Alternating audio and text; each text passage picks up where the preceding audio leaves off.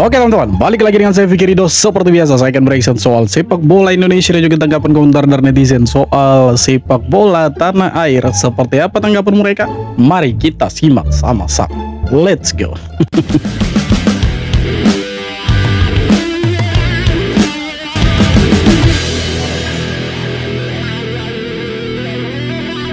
Timnas Indonesia batal lawan dengan Kuwait. Jadi diorang ganti dengan siapa ni guys?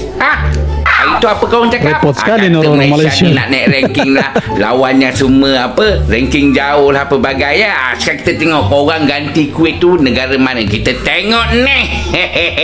Tengok ni guys. Diorang nak naik ranking cepat guys. Pilih melawan negara 172, rankingnya amat jauh guys. Jadi negara mana yang 172 punya jauh tu? Apa lagi guys?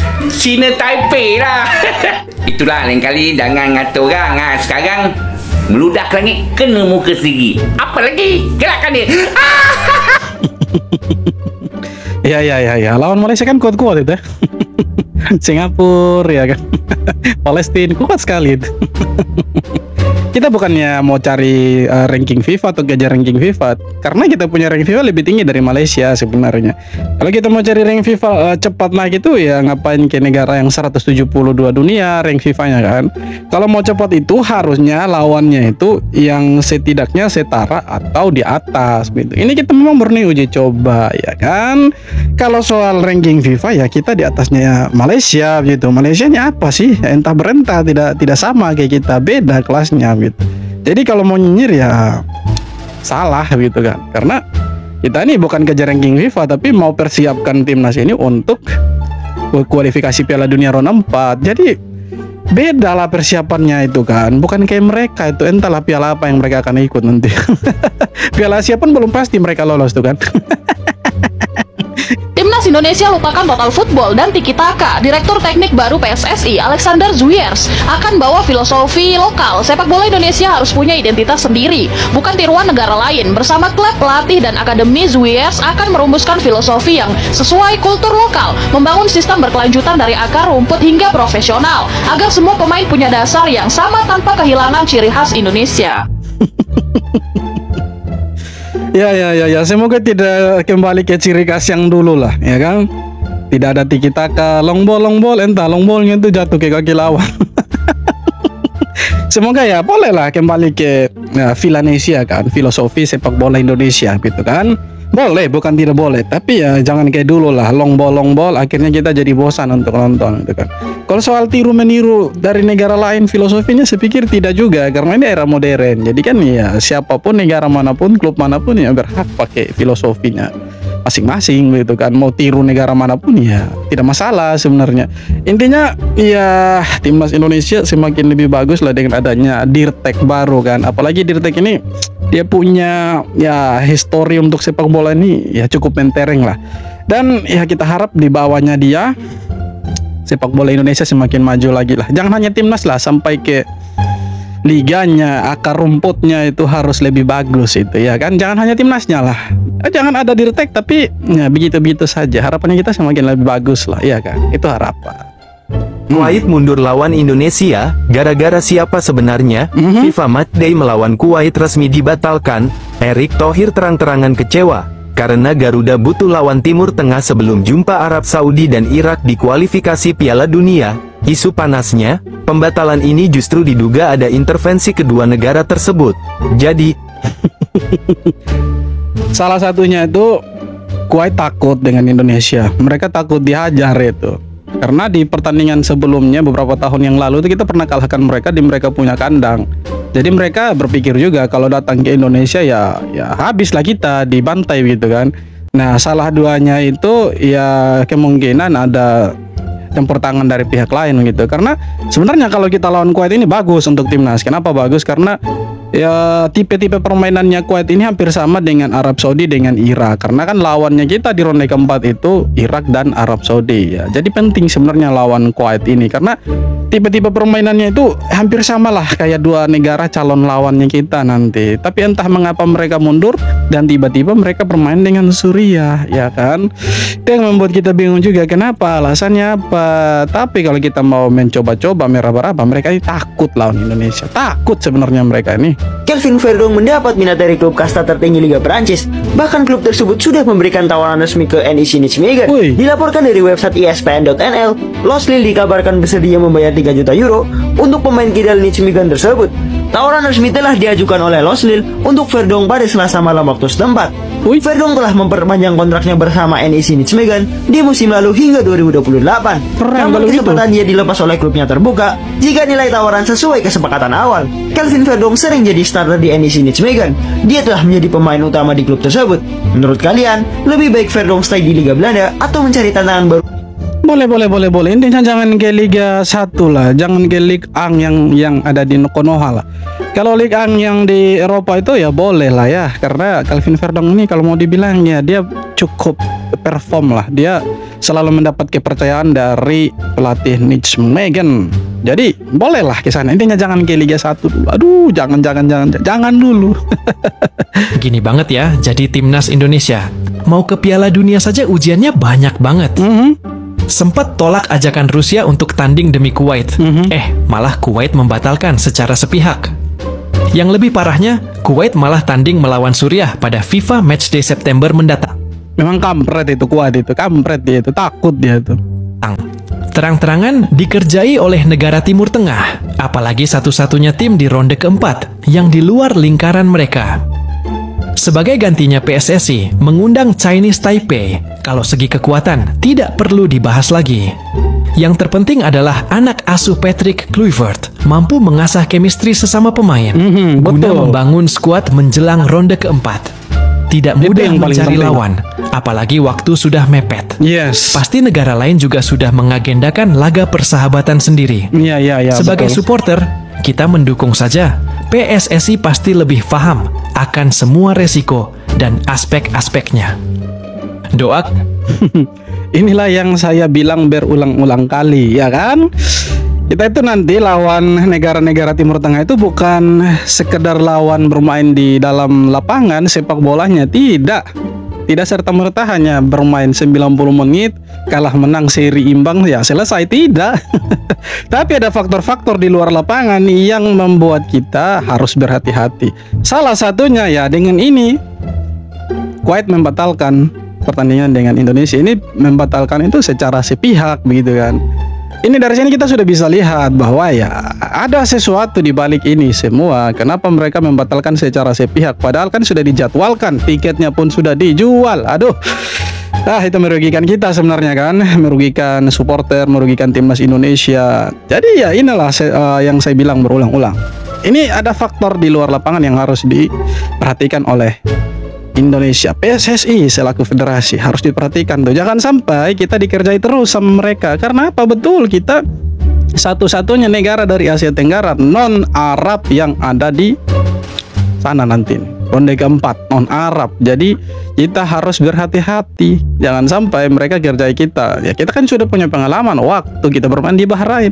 Di mana kita di sana dikerjain habis-habisan sama Bahrain dengan wasit-wasitnya itu toh. Jadi sekarang ya berulang lagi kan, Kuwait membatalkan secara sepihak, entah apa alasannya ya, dengan mereka akhirnya lawan dengan Suriah gitu. Padahal mereka sudah diagendakan untuk lawan Indonesia, tapi mereka batalkan secara sepihak. Artinya ada faktor-faktor di luar lapangan. Itulah yang harus diantisipasi oleh PSSI. Semoga kita tidak dikerjai lah. Kalau sampai dikerjai, aduh, sian kita ini kan. Janganlah. Salah satu media Vietnam, Soha VN, justru mengakui kekuatan yang dimiliki skuad Garuda Muda meskipun banyak wajah baru yang bergabung lagi. Media Vietnam itu menilai tim besutan Gerald Van den Burg sangat kuat untuk bersaing di ajang tersebut sekalipun harus melawan calon kuat juara Korea Selatan. Salah satu media Vietnam, Kita tidak takut dengan Korea Selatan. Karena di kelompok umur ini kita ulang-ulang guys, kalau mereka ulang-ulang ngeri ya bangku.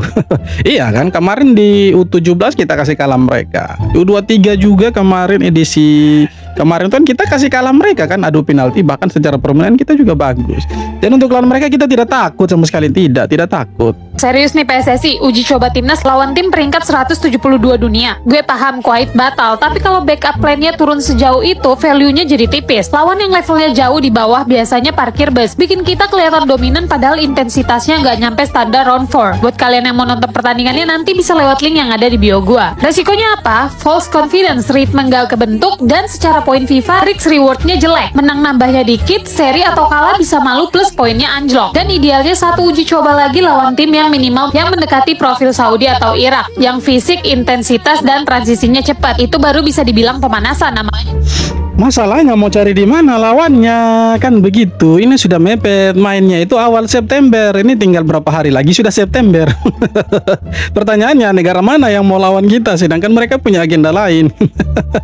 Ini kampretnya Kuwait gara-gara mereka ini ya kan, gara-gara mereka ini yang membatalkan secara sepihak. Tapi sudahlah, kita lawan China Taipei tapi tidak masalah. Intinya ada lawan untuk pemanasan sebelum ronde keempat. Intinya itu. Resmi Emiliano Jonathans akan dinaturalisasi. Calon bintang timnas Indonesia ini mengaku tak sabar mengenakan seragam Garuda. Dalam wawancara bersama klubnya, Emiliano menegaskan pilihannya datang dari hati. Ini murni keputusan dari perasaan. Saya sudah tidak sabar memulai perjalanan baru, ujarnya. Pemain keturunan ini memang disiapkan untuk memperkuat timnas Indonesia di kualifikasi Piala Dunia 2026 babak keempat. Bahkan, debutnya bisa datang lebih cepat dalam laga uji coba bulan September, asalkan proses naturalisasi dan sumpah WNI berjalan lancar. Semoga semuanya mulus, sehingga Emiliano bisa segera turun ke lapangan dan menambah tajam lini serang Garuda. Duet Ula Romeni dan Emiliano Jonathans akan mengobrak-abrik pertahanan lawan. Tinggal disumpah saja, tinggal dapat KTP. Kemarin kan sudah disidang di DPR dan disetujui sama ya anggota DPR yang Komisi 10 kah, Komisi 13 itu. Jadi sudah disetujui, tinggal disumpah menjadi warga negara Indonesia dan ya kemungkinan besar akan bermain di awal-awal September lah. Kita tunggulah debutnya seperti apa nanti ini duet dengan Ole Romeni. Nah, pertanyaannya sekarang, apakah Ole Romeni bisa bermain di bulan September atau tidak? Karena kan masih dalam proses recovery. Tapi kita doakan semoga bisa selesai proses recovery-nya dan bisa duet dengan Emiliano Jonathans di depan itu. Oh, semakin gila ini kita punya pertahanan ini serang maksudnya. Iri lihat Indonesia U17 lolos Piala Dunia, media Malaysia ungkit sejarah. Tahun 2014 lalu, kami sudah hampir lolos Piala Dunia U17. Itulah komentar bangga dan pembelaan dari media Malaysia usai tahu negara rivalnya Indonesia resmi lolos ke Piala Dunia U17. Hampir, itu hampir kan? Iya kan? Bukan berarti hampir dan lolos. Kalau Indonesia bukan hampir lagi gitu, lolos itu 17-nya. Kalau mereka masih hampir artinya kan tidak sampai ke sana. Kalau Indonesia bukan hampir lagi, Indonesia sudah ada tiket di sana. Jadi Indonesia U17 ada tiket di sana di Piala Dunia ya kan. Terus apalagi timnas senior Piala Asia ada tiketnya. Nah, mereka tuh belum tentu lolos, apalagi kelompok umurnya. Spesialis babak grup mereka tuh. Pulang di babak grup maksudnya. Malaysia sakit hati karena nggak diundang Indonesia di Piala Kemerdekaan U17. Sekarang mereka bikin turnamen tandingan bernama Harimau Malaya U17. Tim yang diundang, Singapura, Timor Leste, dan Brunei. Indonesia nggak masuk daftar. Uniknya, turnamen ini rencananya digelar September tahun 2025. Pas berdekatan sama jadwal timnas muda Indonesia, Malaysia sakit hati. Mereka undang lawan yang itu, ya kalau boleh dibilang di bawahnya mereka lah ya. Brunei, Timor Leste, apa sih itu kan? Bukan menganggap remeh mereka, tapi secara kualitas sepak bola dengan Malaysia jauh kualitasnya beda itu. Nah, kalau mereka undang Timor Leste, undang Brunei, Singapura, aduh, itu di bawahnya mereka itu bukan uji coba namanya, itu bukan pertandingan, itu latihan itu. Orang ke Indonesia lawannya itu Uzbekistan, wih keren kan, Uzbekistan lawan Mali ya kan. Jadi kita punya lawan kuat-kuat. Ini kita kalah 2-1 dari Malaysia, lebihnya kan kita imbang lawan Tajikistan, kita menang lawan Uzbekistan, juara Asia Pak edisi kemarin kan. U17-nya itu juara Piala Asia, kita kasih kalah 2-0.